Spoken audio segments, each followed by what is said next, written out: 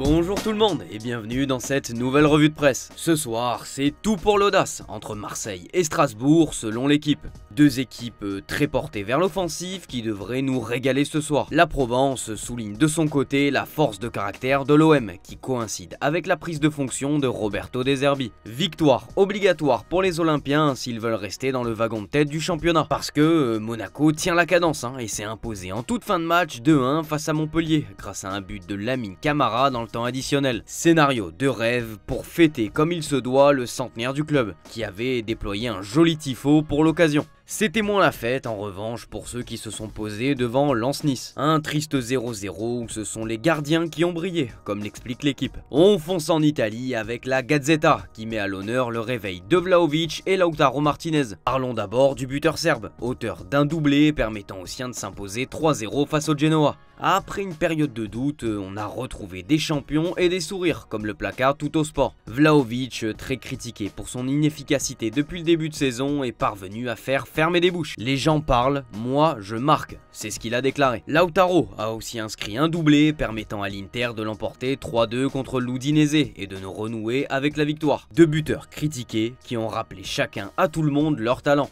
Place à Naples ce soir face à Monza. La Gazzetta explique qu'après une saison terne, la ville de Naples vit de nouveau au rythme de son équipe. Antonio Conte a rallumé la passion depuis sa nomination avec 4 victoires et un nul en 5 matchs. L'AC Milan renaît aussi grâce à ses 4 diables, Morata, Leao, Abraham et Pulisic. On s'envole pour l'Angleterre histoire de parler d'un joueur unique qui a marqué l'histoire de la Première Ligue, Cole Palmer. Le Daily Express décrit un attaquant froid comme la glace. Il faut se rendre compte de la performance complètement dingue. Il a marqué un quadruplé en 20 minutes, du jamais vu. Le Daily Star lui consacre également sa une. Palmer a mis tout le monde d'accord, même l'entraîneur adverse a reconnu que c'était un talent rare. Palmer est donc le roi du but pour Observer Sport. Avec cette victoire 4-2 contre Brighton, Chelsea confirme sa forme retrouvée du début de saison et occupe la 4e place. Arsenal tient aussi la cadence et s'est imposé 4-2 dans la douleur contre Leicester. Et devinez quoi ? C'est sur coup de pied arrêté que les Gunners ont encore fait la différence. Leur arme secrète qui leur permet de croire encore au titre comme le placard de Mirror. La lutte pour le titre est acharnée, Liverpool en est la preuve. Grâce à un penalty de Salah et un but de Konaté, Liverpool l'emporte 2-1 face aux Wolves et reprend la tête de la Première Ligue, comme le détaille le Daily Star. La mauvaise opération est signée City, avec un nul 1 partout contre Newcastle. L'absence de Rodri se fait ressentir et le Mirror ne se gêne pas pour tailler la direction de City. Ne pas avoir investi sur une doublure crédible au mercato peut leur porter préjudice, comme l'explique le journal.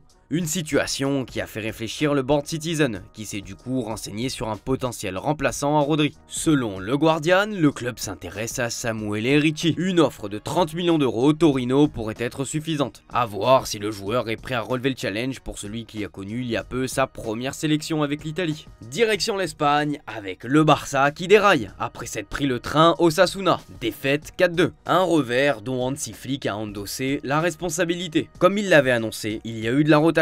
Et il a fait le choix de reposer Yamal, Rafinha, Casado et Pau Victor au coup d'envoi. Sans ces titulaires, le Barça n'a pas été en mesure d'inquiéter une très belle équipe d'Osasuna.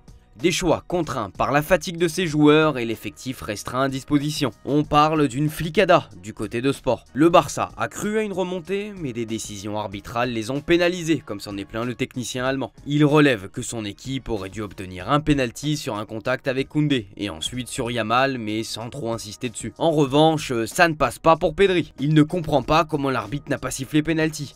Il est inexcusable à ses yeux. Défaite amère, rendez-vous mardi face aux Young Boys pour rebondir. Aujourd'hui, c'est jour de derby, comme le rappelle Marca. Real Atlético, deux ennemis que tout oppose. Un match capital après le faux pas du Barça. L'Atlético compte sur Griezmann, qui reste sur 3 buts et une passe D sur ses 4 derniers derbys. Gallagher aussi, déjà apprécié des fans pour sa combativité, qui a déjà une chanson à son nom, comme le relaye Marca. De l'autre côté, un Real sans Mbappé, qui ne sera même pas présent du tout en tribune. Comme l'a détaillé l'équipe, le club craint que sa présence crée un bain de foule incontrôlable. Il va donc regarder le match depuis chez lui. Reste à savoir maintenant comment va jouer le Real, et avec qui. Peut-être Camavinga, de retour, ou peut-être Güler au milieu. Hendrick pourrait aussi être aligné, mais le quotidien émet beaucoup de doutes sur son cas. Et oui, la trajectoire d'Hendrick ressemble de plus en plus à celle de Güler. Très bon sur ses entrées en jeu, mais insuffisant aux yeux du coach qui ne le fait pas débuter malgré les promesses. Une situation qui avait frustré le Turc l'an dernier, souvenez-vous, et qui pourrait en faire de même avec le Brésilien. Une mise mise au placard pourrait renforcer la possibilité de le voir partir en prêt cet hiver, pour justement avoir du temps de jeu.